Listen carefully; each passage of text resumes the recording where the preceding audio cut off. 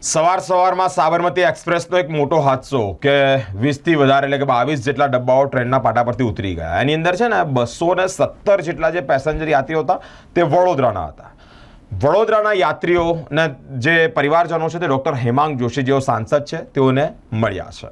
યાત્રીઓના પરિવારજનો સાંસદ doctor Hemang જોશીને collector ઓફિસમાં મળ્યા છે. ટ્રેનમાં સવાર પરિવારજનો સભ્યોને લઈને જ ચિંતા પણ તેઓ વ્યક્ત કરી છે. સાંસદ હેમાંગ જોશીએ મુસાફરો સાથે વિડીયો કોલ પર વાત કરી છે. ટ્રેનમાં સવાર મુસાફરના પરિવારજન ભૌમિક શાહે કહ્યું કે અમે રાતથી જ આ ઘટના જ્યાં બની ત્યારે ચિંતામાં હતા. તંત્ર ખૂબ ઝડપથી અને સરસ કામગીરી કરી રહ્યું છે.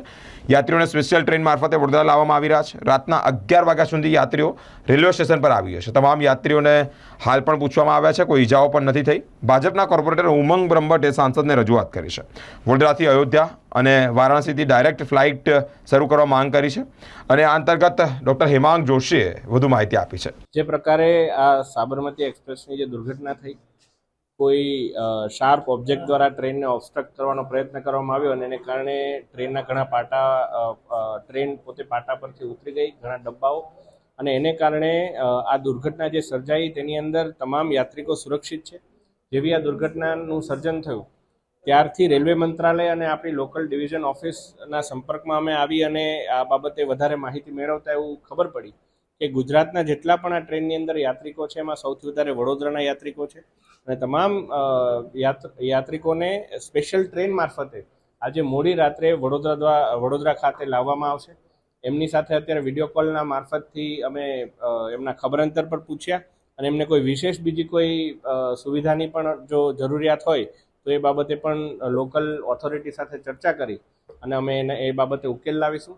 પરંતુ આપના માધ્યમથી તમામ વડોદરાના યાત્રાળુઓના સ્વજનો છે એમને હું કહેવા માગીશ કે હાલ પૂરતું ચિંતા કરવાની કોઈ જરૂરિયાત નથી. આજે મોડી રાત સુધીમાં તમામ યાત્રાળુઓ સલામત રીતે વડોદરા ખાતે આવી પહોંચશે.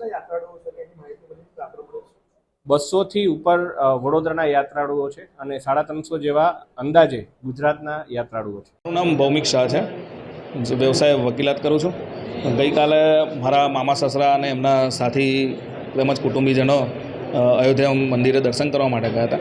એમના સગાબેન એટલે મારા માસી સાસુનું અવસાન થતાં તેઓ પરત આવી રહ્યા હતા આ સાબરમતી ટ્રેનની અંદર અને સાબરમતી ટ્રેનને અકાળે અકસ્માત નડ્યો, પણ ભગવાનની મહેરબાનીથી તે લોકોને કોઈ જાનહાની થયેલી નથી. અને આ કામે મારા સાથી મિત્ર જે છે એ ઉમંગભાઈને રજૂઆત કરતાં તેઓએ સાંસદશ્રીનો તુરંત સંપર્ક કરેલો.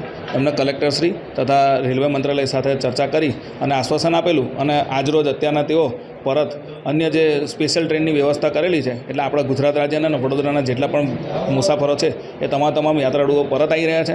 તેઓની જમવાની પણ બાહેધરી એમને લીધેલી છે અને સાંસદશ્રી અત્યારના વિડીયો કોન્ફરન્સથી વ્યક્તિગત પણ વાત કરેલી છે અને તેમના હાલચાલ પૂછેલા છે.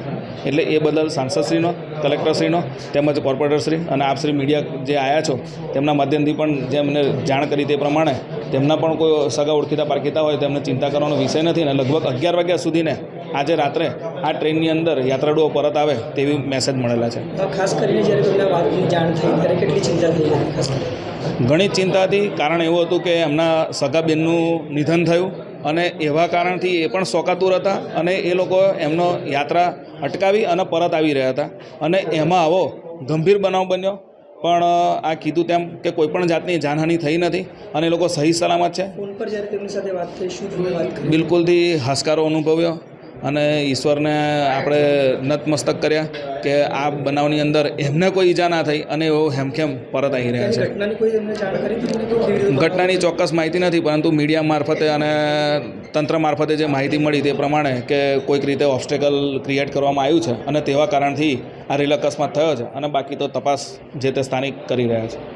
એટલે હું અત્યારે માન્ય સાંસદશ્રીને અત્યારે જે વારાણસીની અંદર જે સાબરમતી ટ્રેન જે આવતી હતી એની જે રેલવે દુર્ઘટના થઈ એની અંદર વડોદરા શહેર અને આસપાસના એટલે ગુજરાતના લોકો એની અંદર યાત્રાળુ હતા જે લોકોનો ભગવાનની દયાથી બચાવ થઈ ગયો છે. પણ એ લોકોને પરત લાવવા માટે થઈને મારા મિત્રનો પરિવાર, મારા સાથી વકીલ મિત્ર ભૌમિકભાઈ શાહ એમના સ્વજનો એ ટ્રેનમાં હતા, જેના કારણે એમનો મને ફોન આવતા મેં માનનીય સાંસદશ્રીનો તાત્કાલિક સંપર્ક કરેલો.